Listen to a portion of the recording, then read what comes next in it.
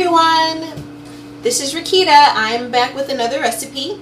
It's fall time now, and that means that we have lots of pumpkin in our near future. I'm super excited to share this recipe with you.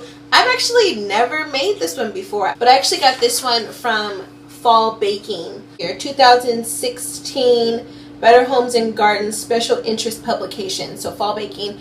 It's really awesome. I baked quite a few things from this one last year. I hosted Thanksgiving for my family for 3-4 days, and that was breakfast, lunch, and dinner, and it was pretty crazy, but this really helped me get through it. So I was thinking this would be a great recipe to make ahead and have for breakfast or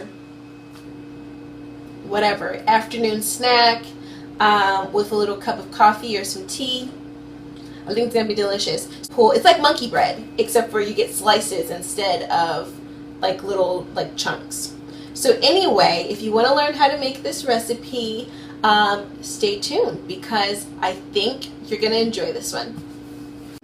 So the first thing we have to do is heat our milk. We're going to be dissolving our yeast in it. I'm going to be using a thermometer. It's always good to have a thermometer in your kitchen, especially if you're going to be using yeast. Yeast is very sensitive. You could end up killing your yeast. So I'm going to be using that, and I'm not going to be heating my milk above 105 degrees Fahrenheit. Just double check. I don't think you can see it, but you see we're at 111. You don't want to go over 115 when you're making contact. So right now we're approaching 115, so I think what I'm going to do is let it cool off. In a large bowl, combine warm milk and yeast. Stir to dissolve the yeast. Always remember that your milk should be between 105 degrees Fahrenheit and 115 degrees Fahrenheit. So we're just about dissolved. So basically what needs to happen next is after my yeast is dissolved, I'm going to let my mixture sit for 5 to 10 minutes or until the mixture starts to look really foamy. And then after that, that's when I'll start adding the other ingredients in.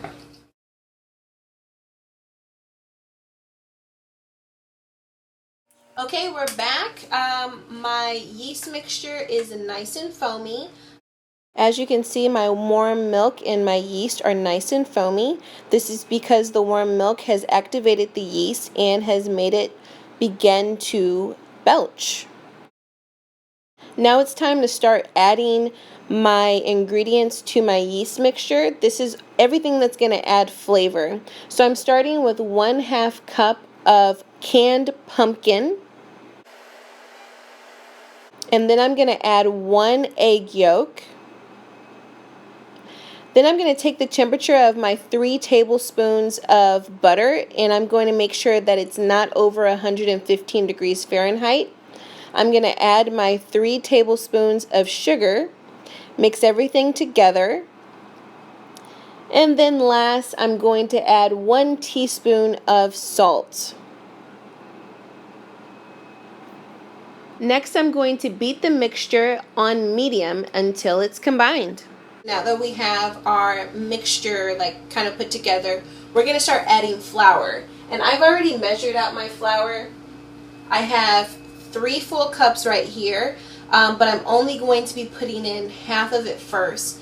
And the instructions are that you're supposed to put in half, and then you beat it on high for only 30 seconds. You scrape around the bowl, get everything back immersed, and then you're going to beat on high for 3 full minutes. Then you're going to add the rest of your flour, and that flour you're going to stir in by hand.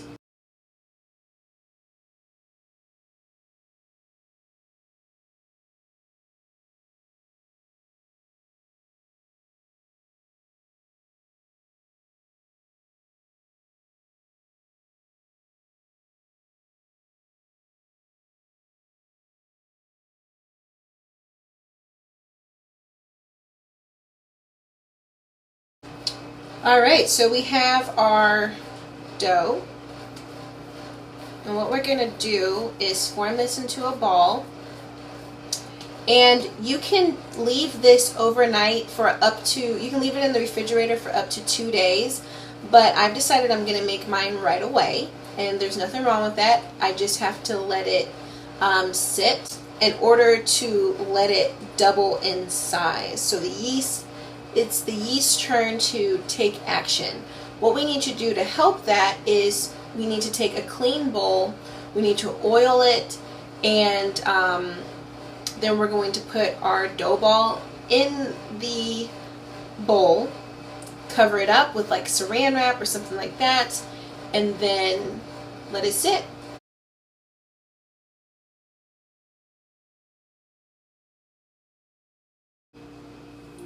All right, I'm back. It's been 45 minutes, and I'm thinking I'm going to let my dough proof just for a little bit longer.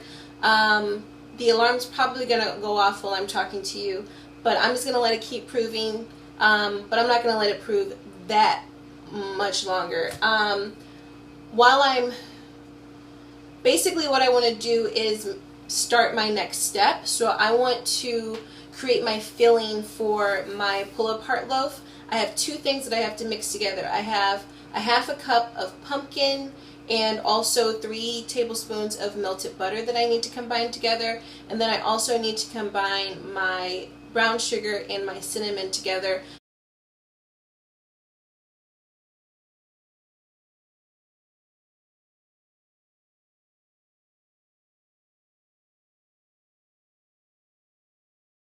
You see, this is our dough. It has doubled, maybe even larger than double in size, so I'm really excited because I didn't kill my yeast, which I was kind of worried about. I've been trying to learn how to work with yeast. Sometimes I'm successful, sometimes I'm not. It looks like today might be, fingers crossed, successful.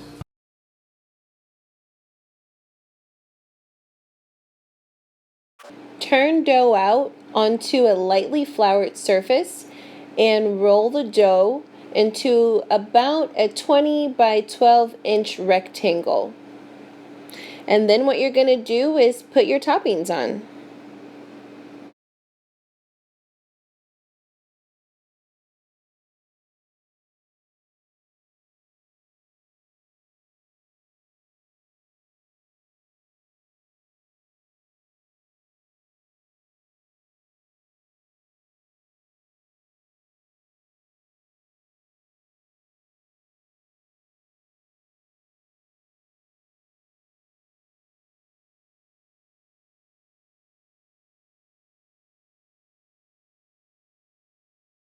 So as you can see, this is our pull-apart loaf.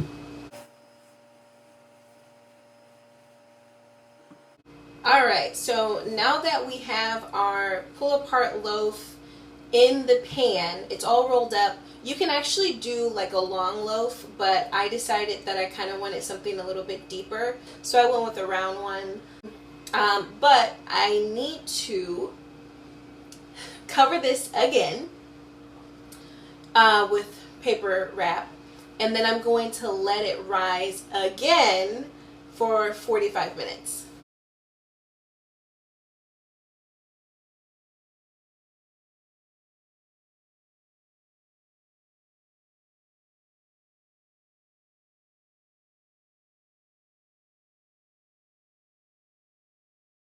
I made my cinnamon icing. Really, really easy to make, and this is something that you can make for any kind of pastry. It'd probably be really good on cinnamon rolls too. A cinnamon icing on cinnamon rolls.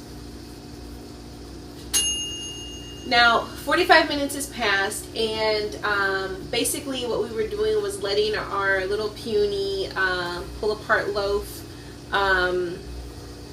we were letting it rise to double in size, and it did.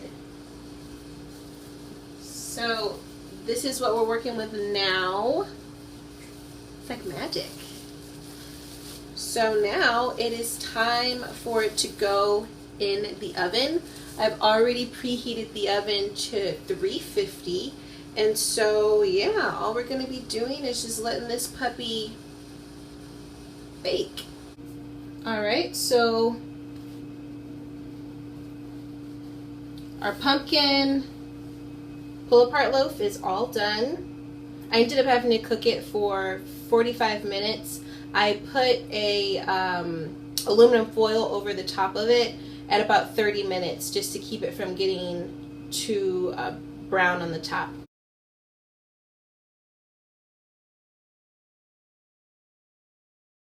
Okay guys, I'm back. It is morning time and I'm about to go to work, but I can't leave without breakfast. So I'm having the pull-apart pumpkin loaf, and it's gonna be so good. You see I got some of the icing on top. You see all the different layers. You can literally just like pull those apart. And it is just so good. It's like cinnamony. You can taste a little bit of the pumpkin, but it's not overpowering. It just tastes like fall in a pastry. It's so, so, so good. So, secret is that this is actually like 2 days old. And it's almost done. We only have, after this piece, we only have one more piece left because it's just so good. Ryan ate it and he was like, oh babe, this is a winner. So I think we have a new family favorite. I'm going to finish this up and finish getting ready for work. And then I'll see you on my next video. Bye.